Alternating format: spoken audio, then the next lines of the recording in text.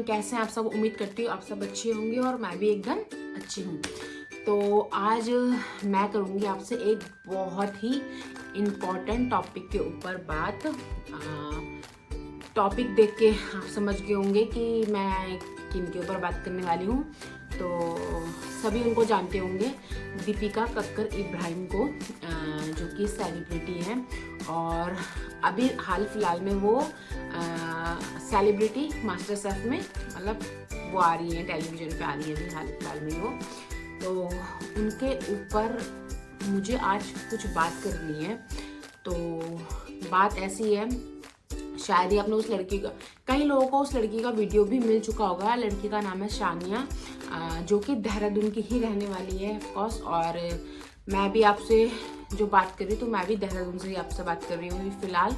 तो वैसे मेरा होम टाउन कोटद्वार का, लेकिन मैं रहती देहरादून में हूँ। तो उस लड़की के ऊपर बात करूँगी मैं आज।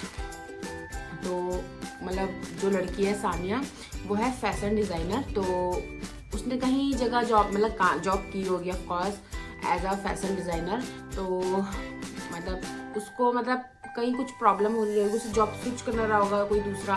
तो उसने दीपिका कक्कर के जो अभी रिसेंटली उन्होंने एक ब्रांड को लॉन्च किया है, लेबल DKI को। तो उसने ना वहाँ पे मेल डाल दिया अपना फैशन डिज़ाइनिंग के लिए, जॉब के लिए। और उसको कोई आइडिया नहीं था कि उसको वहाँ से रिप्लाई आएगा, रिप्लाई नहीं आएगा, लेकिन उसे रिप्लाई आता है। और वो बहुत ज़्यादा खुश होती है कि मुझे वहाँ से रिप्लाई आया, मुझे उन लोगों के साथ काम करने का मौका मिलेगा। और वो और उसकी पूरी फैमिली उन लोगों के ब्लॉग्स देखती रहती थी, उनके ब्लॉग्स के द्वारा उनसे जुड़ी हुई भी थी पहले से ही, है ना। और ये भी देखती रहती थी कि कैसे वो अपने एम्प्लॉयज़ के साथ बात करते हैं, कैसे उनको रखते हैं। तो इस चीज़ से बहुत ज़्यादा इम्प्रेस थी, उसकी फैमिली भी इम्प्रेस थी। उसकी फैमिली बोला कि जब ये अपने सारे एम्प्लॉयज़ को इतने अच्छे से रखते हैं तो ऑफकोर्स आप तुझे भी बहुत अच्छे से रखेंगे, है ना। तो वो बहुत ज़्यादा एक्साइटेड थी, है ना। उसने 1 मंथ उनके लिए ऑनलाइन फ्रीलांसिंग देहरादून से ही उनके लिए जो भी डिज़ाइन वगैरह बनाने थे उनके लिए डिज़ाइन बनाए। उनको पसंद भी आए, दीपिका मैम को पसंद भी आए, है ना। तो ज़रूरी नहीं है कि कोई किसी के साथ रूड बिहेव करे तो आपको भी उसका वैसे ही बिहेव करना है, ऐसा कुछ नहीं है। तो अब मैं सबसे बड़ी बात एक चीज़ बोलूँगी कि उत्तराखंड के जो लोग होते हैं ना, वो बहुत ज़्यादा हम्बल होते हैं। और वो ना हर सिचुएशन में ना एडजस्ट कर जाते हैं, इतने स्वीट होते हैं उत्तराखंड के लोग। तो मैं उत्तराखंड की तो इसलिए नहीं मैं ये चीज़ बोली, लेकिन मैंने बहुत लोगों को देखा हुआ है ना, अपने आसपास का माहौल को देखा हुआ है कि वो हर सिचुएशन में ना एडजस्ट कर जाते हैं ना, तो ढल जाते हैं जो भी उनको। तो अब वो एज अ फैशन डिज़ाइनिंग के उसमें वो डिज़ाइनर की तरह अपॉइंट हो जाती है। और दीपिका जी उनको रहने के लिए अपनी मम्मी के एक फ्लैट में रूम भी दे देती है कि आप यहाँ पर रह सकते हो, है ना। तो इन्होंने जो भी बात की होगी आपको आगे वीडियो में देखने को मिलेगा कि उस लड़की की ना मैंने क्लिप्स को काट काट के ऐड किया हुआ है। प्लस मैं ना उसको वो भी कर दूँगी, मैं मेंशन भी करूँगी अपनी आईडी में कि किस लड़की के। अगर जिसने वो उसकी वीडियो नहीं देखी तो आप वहाँ पे भी उसका पूरा वीडियो देख सकते हो। उसने अभी भी थोड़ी देर पहले एक वीडियो पोस्ट किया अपनी सिस्टर के साथ, तो आप लोग उसकी 2-3 वीडियो देख सकते हो डिटेलिंग में, है ना। तो जैसे हाथ की ये 5 उंगलियां बराबर नहीं होती, तो ऐसे हर सेलिब्रिटी एक जैसा नहीं होता, है ना। और कई बार ऐसी चीज़ ये होती है कि जो हम कैमरे में दिखा रहे होते हैं ना, एक्चुअल वो वैसा है या नहीं है, ये आप वीडियो को लेके जज नहीं कर सकते। हम मैं भी वीडियो बनाती हूँ, लेकिन शायद मेरा जो मैं यहाँ पे बात कर रही हूँ या मेरे यहाँ पे जो बिहेवियर है शायद पीछे से कुछ और हो, है ना। मैं सबके लिए नहीं, मैं अपने लिए भी बोल रही हूँ ये चीज़।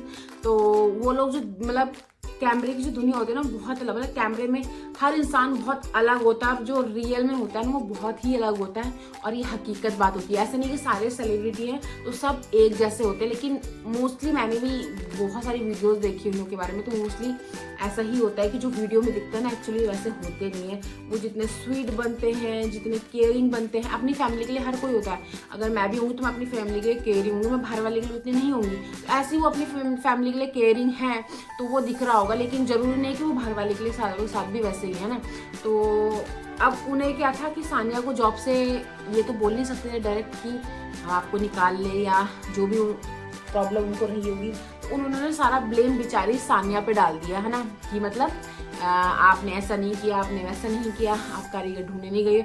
और उसका पॉइंट ऑफ व्यू एकदम ठीक है कि अगर मुझे किसी को मतलब ढूंढना है जॉब के लिए तो मैं ऑनलाइन ही तो ढूंढूंगी, रोड साइड तो कोई मिलेगा नहीं। तो उसका बोलना भी सही है कि मैं बाहर निकलूंगी और मैं किससे पूछूंगी कि तुम्हें जॉब चाहिए कि मुझे इस मतलब कारीगर की नीड है, या मेरे को हाथ से जो एम्ब्रॉयडरी करते हैं उनकी नीड है ना। तो और सबसे पहला काम कि ये काम उसका तो था ही नहीं है ना, ये काम जिसका बिजनेस है, अगर दीपिका जी का बिजनेस है ना तो ये काम उनका बनता है कि उनको अपने लिए एम्प्लॉय खुद ही हायर करने पड़ेंगे, खुद ही वैकेंसीज निकालनी पड़ेंगी ना। और उनके लिए कोई बड़ी बात भी नहीं है वैकेंसी निकालना, मेरे को तो नहीं लगता कि उनके लिए बहुत बड़ी बात है किसी वैकेंसी को निकालना। और वो बहुत इजीली अपॉइंट भी कर सकती है ना, उनके इंटरव्यूज़ ले सकती है, उन्हें जैसा चाहिए वो वैसा कर सकती है, वो बहुत इजीली कर सकती है। और वो इतनी बड़ी यूट्यूबर भी है सबसे बड़ी, और इतनी अच्छी सेलिब्रिटी भी है, तो हर कोई उन्हें जानता है, तो वो कर सकती थी, ठीक है। तो सानिया को उन्होंने मना कर दिया कि आप ऑनलाइन भी नहीं कर सकते हो, कहीं पे पोस्ट भी नहीं डाल सकते हो, जो भी है ना आप खुद से ही ढूंढो। तो उस बेचारी ने मतलब भाई बंदी बोलेंगे कि यहाँ के जो लोग होते हैं ना उत्तराखंड के, हाँ ठीक है, मैं हेल्पिंग नेचर होता है सबका। सबसे बड़ी बात कि जो उत्तराखंड के लोग होते हैं ना उनका नेचर ना बहुत ज़्यादा हेल्पिंग होता है। उसने हेल्पिंग की उसे कि हाँ काम तो उसका डिज़ाइनिंग का था ना, वो दीपिका जी ने उन्हें फैशन डिज़ाइनर के तौर पे अपॉइंट किया था, तो उनका काम जो था वो अपना काम वही तो करेंगी। बाकी की जो काम आपके लिए हाँ में हाँ भरी थी, तो वो भाई मंदी में कि हाँ मैडम है तो चलो मैं इनके लिए कर दूंगी, इनकी हेल्प कर दूंगी, वो हेल्प वाला काम था है ना। बाकी का अगर आपने बिजनेस खोला है तो उस बिजनेस को देखना ना आपका काम है, दूसरे एम्प्लॉय का काम नहीं है। अगर आपने कल कोई उनसे काम कराया तो आपको एक दिन पहले अपडेट देना पड़ेगा, 2 दिन पहले अपडेट देना पड़ेगा कि इस दिन ये काम होगा, उस दिन वो काम होगा। तो इसमें भी सारी गलती किसकी है? आपकी ही है सारी, ठीक है। और किसी को मतलब इतने दूर से बुलाना और किसी के माँ बाप को ये उम्मीद देना कि हमने आपकी बेटी को गोद ले लिया है, अब आपसे हमारी जिम्मेदारी है, ये वर्ड बोलना सच में ही बहुत बड़ी बात होती है। अगर आप इतने बड़े भारी शब्दों का प्रयोग कर रहे हो तो मेरे हिसाब से फिर आपको वो चीज़ करनी भी चाहिए, ऐसे नहीं कि बस बोल दिया है ना। तो ऐसा नहीं होना चाहिए। तो ये बहुत ही गलत था, बहुत ही ज़्यादा गलत था। वो जो उन्हें बार बार ट्रोल करते रहते हैं ना, उन ट्रोलर्स को पता है कि वो कैसे, उन लोगों को पता होता है कि जो आसपास के लोग होते हैं जिनके साथ हो चुका होता है उन्हें पहले ही पता होता है, इसलिए वो ट्रोल भी होते हैं। तो ट्रोल होने का रीज़न यही होता है कि वो इसलिए तो ट्रोल होते हैं, वरना कहाँ से ट्रोल होंगे वो, है ना। अगर मैं भी कल कोई सेलिब्रिटी हूँ और मैं भी कोई, तो मैं तभी ट्रोल हो रही कि मैंने कुछ किया है। जब बिना आग के ना धुआं नहीं उठता, तो धुआं उठ रहा है तो मतलब कोई ना कोई बात तो है ना। और आपने उस बेचारी को इतने दूर बुला के ऐसे ही, और सारा ब्लेम भी उसके ऊपर डाल दिया। बाकी मैं अभी उसकी वीडियोस लगाती हूँ कुछ काट के, आप उसे देखो और मैं मिलूंगी आपसे वीडियो के बाद में। आई एम फैशन डिज़ाइनर और लास्ट ईयर मैं काम कर रही थी दिल्ली में मैं एक स्टार्टअप ब्रांड के साथ काम कर रही थी। वहाँ पर काम करते करते मेरे साथ वहाँ पर कुछ प्रॉब्लम्स चल रहे थे और मुझे अपना जॉब स्विच करना था। तो जॉब स्विच करने के लिए मैं ढूंढ रही थी कोई ऐसी एक अपॉर्चुनिटी जहाँ पर मैं और ज़्यादा ग्रो कर सकूँ, जो हर कोई अपनी लाइफ में करना चाहता है। तो मैंने started applying for other brands, retails, और मैंने मेल्स डालने शुरू करे। और उसी बीच दीपिका मैम को मैं उनके ब्लॉग्स के थ्रू काफ़ी लंबे टाइम से उनको फॉलो कर रही थी, और मैं भी करती हूँ, मेरी फैमिली भी करती है, और बहुत सारे लोग उनको देखते हैं। मुझे पता था कि उन्होंने अपना एक ब्रांड स्टार्ट किया है, लेबल डी क्या है, काफ़ी सारे लोगों को पता होगा उसके बारे में। बहुत जल्दी मुझसे बात करोगे तो आपको पता चल जाएगा। और फिर उन्होंने मुझे एक वॉइस नोट भेजा जिसमें उन्होंने बोला कि सानिया काम डाउन, थोड़ा सा रिलैक्स करो और हम लोग बात करेंगे। तो उसी दिन रात में फिर हम लोगों ने कॉल पे कनेक्ट किया, जिसमें उन्होंने मुझसे पूछा कि आप किस तरह से हमारी ब्रांड के साथ जुड़ना चाहते हो, क्या आपका पोजीशन होगी, क्या काम आप करना पसंद करोगे।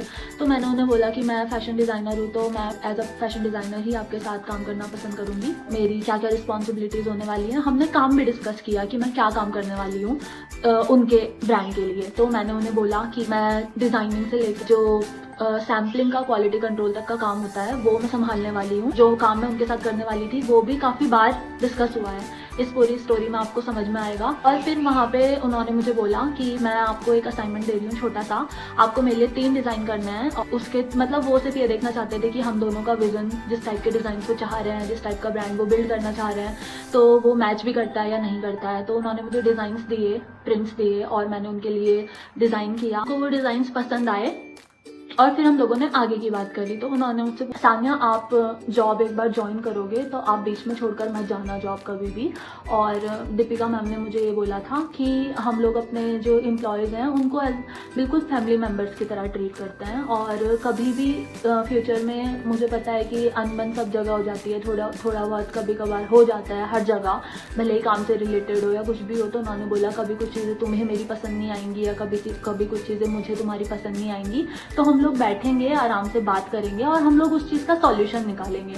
और बट तुम कभी भी बीच में जॉब छोड़कर मत जाना। और पहुँचते पहुँचते रात में कुछ 9 साढ़े 9 का टाइम हो गया था। तो मैं गई, रात में आंटी थे वहाँ पर, आंटी ने डोर खोला, रूम वगैरह सब शिफ्ट किया। मैम आए, मैम से मैं मिली तो मैम ने बोला कि आप सेटल हो जाओ और कल से काम शुरू करते हैं। तो मैंने नेक्स्ट डे से काम करना शुरू किया। मैं यहाँ से अब डेट टू डेट बात करने वाली हूँ, और ऐसा नहीं है कि ये सारी चीज़ें मैं खुद से बनाकर और कुछ भी बोले जा रही हूँ, बस ये सब कुछ मेरे पास प्रूफ में है और मैं स्क्रीनशॉट्स भी डाल दूँगी जितना मुझसे हो पाएगा। तो नेक्स्ट डे था 28 मैं उनके घर पर पहुंची। 29 से मैंने काम करना शुरू किया। तो सुबह मैं उठी, मुझे कोई आइडिया नहीं था, उससे रात में मुझे कुछ नहीं बताया गया, बोला गया कि कल से क्या करना है या सुबह उठकर क्या करना है, क्या नहीं करना है। जो डिज़ाइनिंग का काम मैं यहाँ से कर रही थी या जो कुछ भी उन्होंने मुझे दिखाया था, बताया था, वही सब कुछ मैंने देखा। उनके घर पे जो मटेरियल वगैरह रखा हुआ था वो सब देखा। सुबह मैं उठी, मैंने उनको मैसेज किया कि मैम मैं आऊँ, क्योंकि मुझे अच्छा नहीं लग रहा था कि वो ऊपर से नीचे आए मुझसे मिलने के लिए। तो मैंने उनसे पूछा कि मैम मैं ऊपर आ जाऊँ या क्या करना है। तो उस दिन फ्राइडे था, तो उन्होंने मुझे बोला नमाज हो जाए उसके बाद फिर हम लोग मैं आती हूँ मिलने के लिए। तो तब तक के लिए आप जो मटेरियल, जो लेस वगैरह रखी हुई है, तब तक आप वो सब कुछ चेक कर लो। तो मैंने वो सब कुछ किया और उसके बाद फिर उन्होंने मुझे आकर समझाया कि ये कपड़ा है, ये लेस है, ये मटेरियल है और ये सब कुछ यूज़ कर ही डिज़ाइनिंग करनी है। अभी उनका पहले का काफ़ी सारा स्टॉक पड़ा हुआ था। तो मैंने अपना काम शुरू कर दिया 29 से। और उनका एक कोई ऑर्डर आया हुआ था ब्राइडल का, कैलिफोर्निया जाना था वो ऑर्डर, और उसके बारे में भी हम लोगों ने बात करी कि किस तरीके का लहंगा है, क्या है, कैसे एम्ब्रॉयडरी हो सकती है, क्या हो सकता है, ये सब कुछ हुआ। और एक चीज़ मैं यहाँ पे ये भी बताना चाहूँगी कि जब मेरी उनसे बात हुई थी तो उन्होंने मुझे बोला था कि कुछ भी नहीं है सानिया यहाँ पर अभी, ना मेरे पास कारीगर हैं अपने, ना मेरे पास ऑफिस है, ना मेरी खुद की वर्कशॉप है। मैं फ्रीलांस बेसिस पे अभी पीस बनवा रही हूँ, मतलब जो बाहर टेलर्स वगैरह बैठते हैं उन लोगों के पास देकर कपड़ा देकर और वो लोग मुझे स्टिच करके दे रहे हैं। और हाथ के कारीगर तो हैं ही नहीं, मतलब हाथ का काम जो होता है एम्ब्रॉयडरी का, वो सब कुछ अभी तक कुछ हुआ ही नहीं है। तो तुमको कारीगर भी ढूंढने पड़ेंगे और मतलब तुमको खुद से सब कुछ देखना पड़ेगा। तो मैंने वो सारी रिस्पॉन्सिबिलिटी मैंने ली थी। वो मैंने बोला था कि ठीक है कारीगर भी मिल जाएंगे, सब कुछ हो जाएगा, धीरे धीरे सब कुछ हो जाएगा। आपको शायद ये लगा होगा कि मैंने बहुत एक्साइटमेंट में ये सारी रिस्पॉन्सिबिलिटीज ले ली और बहुत एक्साइटमेंट में मैंने बहुत कुछ बोल दिया, पर ऐसा कुछ भी नहीं था। वो आपको शायद लग रहा होगा क्योंकि नॉर्मली लोग आपसे, जो नॉर्मल लोग हैं वो आपसे ऐसे ही मिलते हैं, एक्साइटेड होकर ही मिलते हैं, जो भी बात करते हैं। वो प्रॉपर डिज़ाइनर थे, उन्होंने एक डिग्री ली हुई थी डिज़ाइनिंग की, और तो उन लोगों को पता था कि एक टीम रखकर उनसे किस तरीके से काम करवाया जाता है एक टीम के साथ मिलकर। तो सब कुछ गाइड किया जाता था, एक डायरेक्शन दी जाती थी, एक विज़न दिया जाता था और सब बताया जाता था, हर एक चीज़। और इवन मीटिंग्स होती थी कि हमारा अगला क्या काम होने वाला है, नेक्स्ट डे क्या काम होने वाला है, तुम्हारी क्या रिस्पॉन्सिबिलिटीज़ हैं, अगले दिन तुमने ये करना है, इससे अगले दिन तुमने ये करना है, सब कुछ बताया जाता था। ये सब कुछ मैं तो 29th का डे ये रहा। तो 30th वाले दिन उन्होंने मुझे बोला था कि जो ब्राइडल है उसका जो कपड़ा है वो डायर के पास दिया। डायर को सब कुछ मैंने ही समझाया, डायर का नंबर मुझे मिल गया था। जो उनके मास्टर थे, एक मास्टर, वहाँ पर सिर्फ 2 मास्टर थे उनके पास, जो वो भी उनके पास नहीं थे, मतलब घर से दूर जाना पड़ता था। और एक मास्टर थोड़े पास में थे, 15-20 मिनट की दूरी पर, और जो दूसरे मास्टर थे वो तो काफ़ी दूर थे। जगह का नाम मुझे सही से याद नहीं आ रहा, शायद गोरेगांव था उस जगह का नाम जहाँ पर वो बैठते हैं। तो वहाँ से कुछ 1.5-2 घंटे का ट्रैवल कर पूरा जाना पड़ता था उनके पास। उस दिन मैंने उनसे पूछा कि मैम आज कहीं जाना है, तो उन्होंने बोला कि नहीं, डायर के पास से एक बार कपड़ा डाई होकर आ जाए, उसके बाद फिर हम लोग जाएंगे, मतलब मैं तुम्हें लेकर चलूँगी। जहाँ पर उन्होंने किसी हाथ के काम करने वाले जो एम्ब्रॉयडरी वाले कारीगर होते हैं उनसे बात की हुई थी कि उन्हें एक ब्राइडल लहंगा बनवाना है, तो वहाँ पर वो मुझे लेकर जाने वाले थे। तो उन्होंने मुझे भेजा, जो उनके हाउस हेल्प हैं धर्म दादा, उनके साथ उन्होंने मुझे भेजा कि धर्म दादा आपको लेकर चले जाएंगे और आपको दिखा देंगे कि मास्टर जी कहाँ पर हैं, और आप एक बार जाकर देख लो जगह, तो ताकि अगर आगे से आपको जाना पड़े तो आप खुद से जा सको, फिर आपको पता हो कि कहाँ पर है। क्योंकि वो एरिया, वो सिटी मेरे लिए बहुत नया था। तो हम लोगों की बात हुई कि मैम को एक चाहिए था प्रिंट डिज़ाइनर जो उनके लिए प्रिंट्स बना सके। तो उन्होंने मुझे बोला कि सांजना, अगर आपके कोई मतलब अगर आप ढूंढ सकते हो तो आप ढूंढ लेना मेरे लिए कोई प्रिंट डिज़ाइनर। तो मैंने उनसे पूछा कि मैम आपका लिंक्डइन पर अकाउंट है? उन्होंने बोला नहीं, लिंक्डइन पर तो नहीं है। तो मैंने उनसे पूछा कि क्या हम लोग इंस्टाग्राम पे स्टोरी डाल सकते हैं? तो उन्होंने बोला कि नहीं, हम वो भी नहीं कर सकते। तो मुझे समझ ही नहीं आया फिर कि मैं किस तरीके से ढूंढूँ। मतलब ढूंढने का यही तरीका मुझे पता है कि हम लोग मोस्टली पोस्ट डालते हैं, ओपनिंग्स डालते हैं कि यहाँ पे जॉब की पोजीशन है, इस ब्रांड में ये ब्रांड है, किसका ब्रांड है, क्या है, वो सारी इन्फॉर्मेशन देखकर ही लोग फिर अप्लाई करते हैं कि हाँ हमें सही लग रहा है, जिसको भी अगर पसंद आए तो मैंने अपने एक दो दोस्तों से बात करी कि अगर उनके जान पहचान में कोई हो, तो वो लोग सब लोग काम कर रहे हैं, सब अपनी अपनी जॉब्स पर हैं, कोई भी बीच में अपनी जॉब छोड़कर नहीं आ सकता एकदम से किसी के लिए। तो फिर मैंने नेक्स्ट डे उनसे दोबारा पूछा कि मैम आपको डिज़ाइनर ही चाहिए या फिर हम लोग इंटर्न भी रख सकते हैं? तो उन्होंने बोला कि जैसा आपको ठीक लगे, और मैं ये नहीं बोल रही हूँ कि हम लोगों को किसी को हायर करना ही करना है, सिर्फ एक चीज़ के लिए मैं किसी दूसरे इंसान को हायर नहीं करना चाहती, और मैं अभी अपनी टीम भी नहीं बढ़ाना चाहती हूँ। तो अगर आप कर सकते हो डिज़ाइनिंग का, मतलब प्रिंट्स का काम, तो आप कर लो। तो मैंने उनको बोला कि हाँ, मैं तो कर सकती हूँ, मतलब मेरा काम ये मैंने सीखा हुआ है, और भले ही मैं टेक्सटाइल डिज़ाइनर नहीं हूँ बट मेरा माइनर टेक्सटाइल था, तो मुझे आइडिया है प्रिंट्स का, तो मैं कर सकती हूँ। तो हमारी ये चीज़ वहाँ पर बात हो गई। फिर उन्होंने मुझे शाम को उनका एक डिज़ाइन है सिंपली ब्लू करके, तो वो सेम प्रिंट उनको चाहिए था डार्क कलर में, मल्टी कलर में, मतलब डार्क बैकग्राउंड के साथ मल्टी कलर में। वो मैंने उनको बनाया प्रिंट उसी दिन, और नेक्स्ट डे मैंने उनको फिर सेंड किया है वो। तो 6 तारीख में मैंने उनको ये जो प्रिंट है ये मैंने भेजा, और मैंने उनको उसके साथ साथ डिटेल्स भी भेजी कि ये प्रिंट जो है बड़े स्केल पे कैसा लगेगा, स्मॉल स्केल पर कैसे लगने वाला है। और मुझे सच में वो जो प्रिंट है वो मैं उनको इतना ओपनली बोल नहीं पाई, बट वो मुझे अच्छा नहीं लग रहा था बैकग्राउंड के साथ मल्टी कलर में, क्योंकि वो पूरा एब्स्ट्रैक्ट प्रिंट था, लाइन्स थी, तो वो मुझे पसंद नहीं आ रहा था। तो मैंने उनको बहुत सटल तरीके से वो चीज़ भी लिख दी मैसेज में, और उनका फिर उस पर कोई रिप्लाई नहीं आया। वो चीज़ हो गई, मतलब वो छूट गया वहीं पर। उसके बाद हमारी उस प्रिंट के बारे में कोई बात नहीं हुई। फिर 7th में मैंने उनको दोबारा मैसेज किया कि मैम आप फ्री हो क्या, और मुझे बस आपके 5 मिनट चाहिए। तो मुझे मास्टर जी की कॉल्स आ रही थी बार बार कि उनको कुछ पूछना था, कुछ डाउट्स थे उनके जो उनको क्लियर करने थे। मैम ने मुझे बोला कि मैं रेडी होकर आ रही हूँ, बस 5 मिनट दो मुझे। तो मैंने उनको बोला ओके ठीक है। उसके बाद मैं वेट करते रही। उसके बाद दोबारा मास्टर जी की कॉल आई, मैं अपना काम भी कर रही थी साथ में डिज़ाइनिंग का। तो उन्होंने मुझे बोला कि आप प्लीज़ मुझे बता दो, मेरा काम रुका हुआ है बीच में। तो मैंने उनको दोबारा मैसेज किया, और फिर मुझे बाद में पता चला आंटी से कि वो लोग तो बाहर गए हुए हैं, मतलब उन्होंने मुझे कोई अपडेट नहीं दिया कि वो आ रहे हैं नहीं। बैठे हुए हो आप, डिज़ाइनिंग कर रहे हो बस आईपैड पे, और अगर मुझे यही करवाना होता तो आप वहाँ से भी मेरे लिए काम कर सकते। तो आप क्या चाह रहे थे, मतलब मैं निकल कर जाऊँ कहाँ घर से? आपने मुझे ना तो कोई ऑफिस दिया, ना आपने मुझे कोई सेटअप दिया, ना आपने मुझे ये बोला कि घर से आपको निकलना है, ये आपका ऑफिस है और ये आपका केबिन है, ये आपका सेटअप है, आप वहाँ जाओ, वहाँ बैठकर आप काम करो, अगर आप डिज़ाइनिंग का भी काम कर रहे हो तो। वो भी नहीं हुआ, तो मैं कहाँ जाऊँ, मतलब मैं सुबह निकलूँ, मैं कहाँ जाऊँ? और ये चीज़ रही बात कारीगर ढूंढने की, तो कारीगर बाहर निकल कर ही नहीं ढूंढे जाते। कारीगर जो हाथ के काम करने वाले कारीगर हैं, उनके लिए बात करनी पड़ती है लोगों से, जो मैं कर रही थी ऑलरेडी। अपडेट आपने मुझसे नहीं ली, अपडेट मुझे देनी थी, बट आपने मुझे टाइम भी नहीं दिया वो अपडेट देने का। आपने कुछ चीज़ आके खुद से डिस्कस कभी नहीं करी मेरे साथ कि क्या बात हो रही है कारीगर के बारे में, अभी तक कारीगर की क्या अपडेट है, कुछ नहीं पूछा। जितना मुझे याद होता था मैं बता देती थी। आप मुझे टाइम ही कितना दिए किया है, आप ये देखो ना, आपने मुझे कितना टाइम दिया। वहां पे ना कोई टीम थी, ना कोई मेरे साथ काम करने वाला था, ना मुझे कोई डायरेक्ट करने वाला था चीजों को लेकर।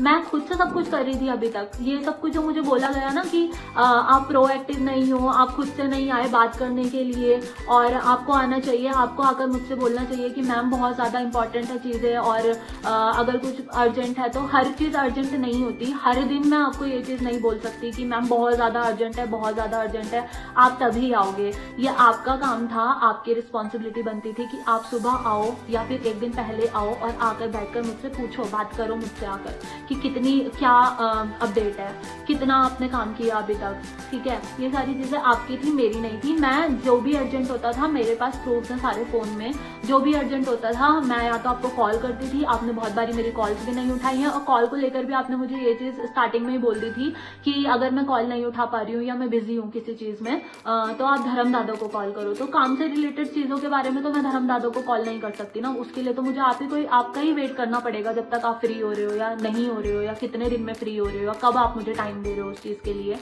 और रही बात हाँ कारीगर ढूंढने की, तो कारीगर, ये जो हाथ के कारीगर होते हैं, ये कोई रोड साइड कंस्ट्रक्शन पे काम करने वाली लेबर नहीं होती कि मैं रोड पर निकलूं बाहर और साइड में लेबर खड़ी हुई, या मैं किसी का भी हाथ पकड़कर घर लेकर आ जाऊं कि ये लो जी कारीगर मिल गया और मैं लेकर आ गई कारीगर। मैं बात कर रही थी, बात चल रही थी सिर्फ 10 दिन में। यार आप तो मुंबई के होके, मुंबई में इतने टाइम से रहते हुए, उस सिटी के होकर आप अपने लिए कारीगर नहीं ढूंढ पाए इतने टाइम से, तो आप मुझसे कैसे एक्सपेक्ट कर सकते हो सिर्फ 10 दिन में कि मैं वहां पर आऊं, मैं आपकी टीम भी बिल्ड कर दूं, आपका सब कुछ कर दूं। I am not a magician यार, मैं कोई जादूगरनी नहीं थी कि मैं कि उनके लिए कारीगर ढूंढो और उनके लिए ये सब कुछ करो। तो वो जिम्मेदारी मैंने ली थी, और मैंने ऐसे ही अपने कंधों पे इतनी सारी जिम्मेदारियां नहीं ले ली थी। मैं कोई पागल नहीं थी कि मैं इतना सब कुछ अपने कंधे पे ले लूं और मैं किसी के लिए इतना काम करूं।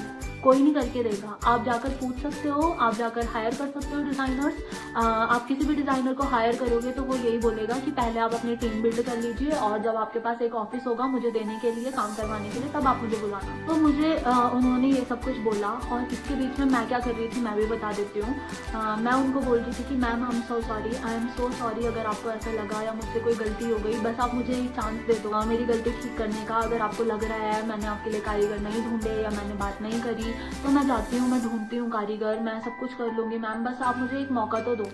उन्होंने नहीं दिया, उन्होंने मेरी बात तक नहीं सुनी, उन्होंने मुझे कुछ बोलने भी नहीं दिया आगे, और वो वहाँ से चले गए। वो जा रहे थे, मैंने उनको बहुत रोका कि मैम बैठो प्लीज़, बात करनी है, बात करनी है। उन्होंने मुझे बोला कि नहीं मैं जा रही हूँ, मुझे काम है ऊपर, मैं बिजी हूँ, और वो चले गए। वो 15-20 मिनट में मुझे इतना सब कुछ बोलकर चले गए, और मैं बस प्लीज़ प्लीज़ सॉरी सॉरी करती रह गई वहाँ पे, जिसके लिए मुझे खुद पर अभी तक बहुत ज़्यादा गुस्सा आ रहा है कि मैंने ऐसा क्यों किया, जबकि मेरी कोई गलती थी भी नहीं, कोई गलती नहीं थी मेरी। ये हुआ उस दिन मेरे साथ, ठीक है। और फिर वो वहाँ से चले गए। मैं गिड़गिड़ाती रह गई, सॉरी सॉरी बोलती रह गई, और उसके बाद वो चले गए वहाँ से। उसके बाद मैं वहाँ पे बिल्कुल अकेले थी, उनकी मम्मी भी नीचे नहीं आए बहुत टाइम तक। जब मैं अपने रूम में चले गई, रूम में बैठी हुई थी, मुझे कुछ भी समझ में नहीं आ रहा था, मैं बस रोए जा रही थी।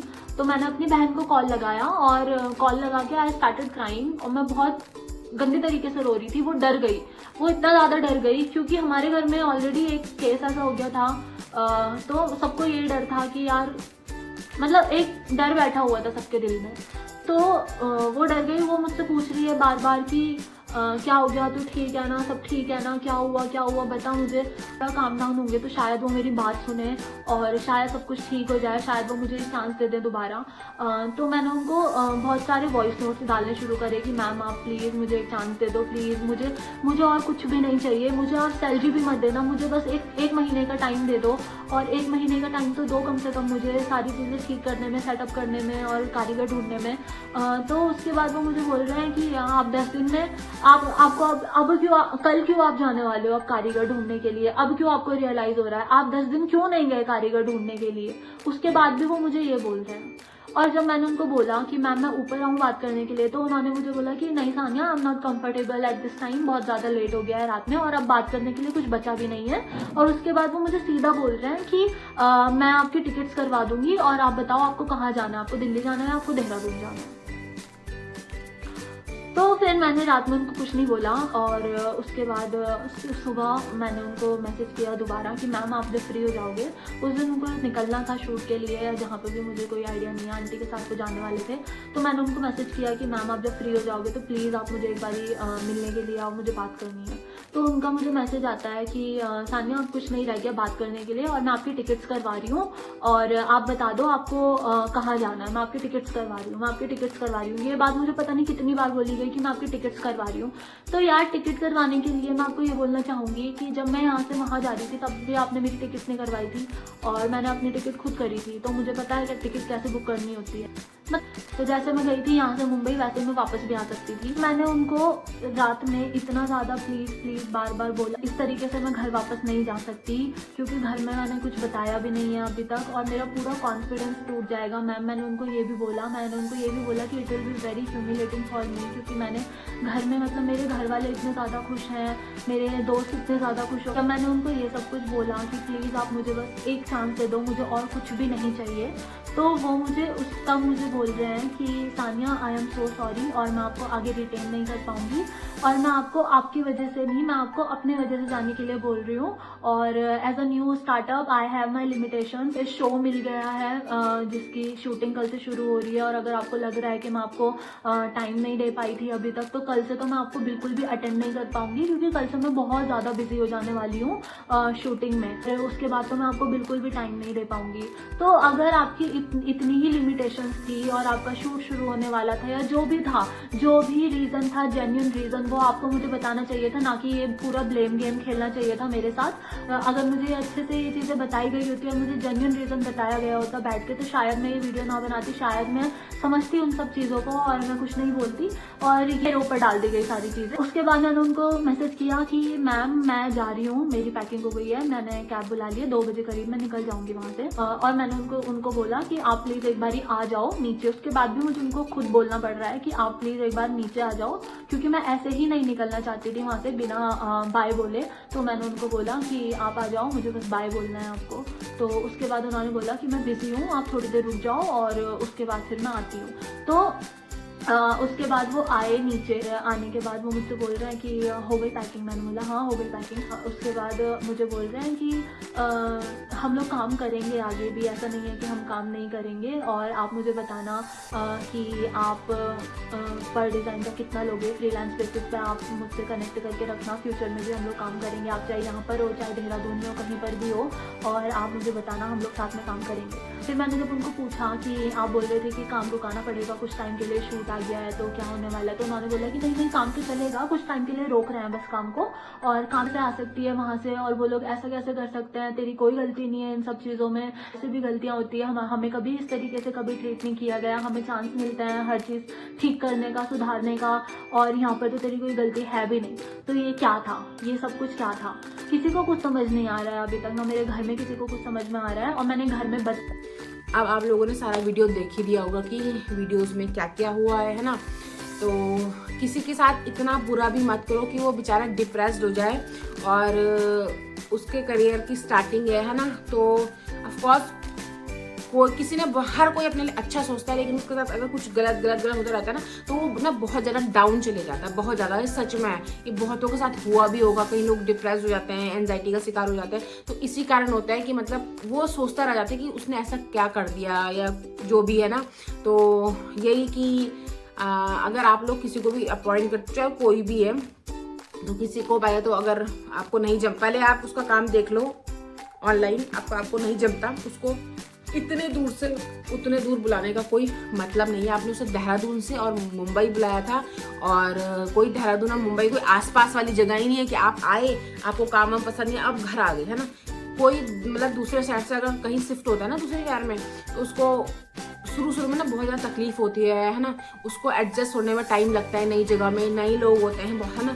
और तो मतलब आप सोचो कि 2-3 महीने तो किसी को भी एडजस्ट होने में लग ही जाता है, किसी चाहे कोई भी होगा ना। माहौल, यहाँ का माहौल जो है वो बहुत अलग है, वहाँ का माहौल बहुत अलग है ना। तो उस माहौल के हिसाब से बाकी हाँ, तो वो जो भी उस लड़की ने बोला तो मुझे उसके सारे पॉइंट्स बहुत वैलिड लगे कि उसने जो भी बोला था। बाकी उनको ऐसा बिल्कुल भी नहीं करना चाहिए था, बिल्कुल भी नहीं करना चाहिए था। बाकी आप लोगों को आज का वीडियो ठीक लगा होगा तो प्लीज़ मैं उस लड़की की आईडी मेंशन कर दूँगी, आप लोग शेयर करो। आपकी उत्तराखंड की ही लड़की है तो उसको सपोर्ट करो, है ना, और उसको आगे लेके जाओ। और ये मैसेज दीपिका मैम तक पहुंचाओ, सबसे पहले बात कि आप उन तक पहुंचाओ कि आपने जो भी किया बहुत गलत किया, अपनी उस गलती के लिए सॉरी, मतलब किसी को आप एक सॉरी तो बोल ही सकते हो, बाकी कुछ और उसको उम्मीद मत दिलाओ कि नहीं हम आगे भी काम करेंगे, ये भी करेंगे। बिल्कुल भी झूठी उम्मीदें किसी से मत, मतलब किसी को मत दिलाओ। तो मैं मिलूंगी आपसे अब नेक्स्ट वीडियो में, तब तक के लिए हंसते रहिए, हंसाते रहिए, बहुत सारी खुशियाँ बांटिए। Bye bye.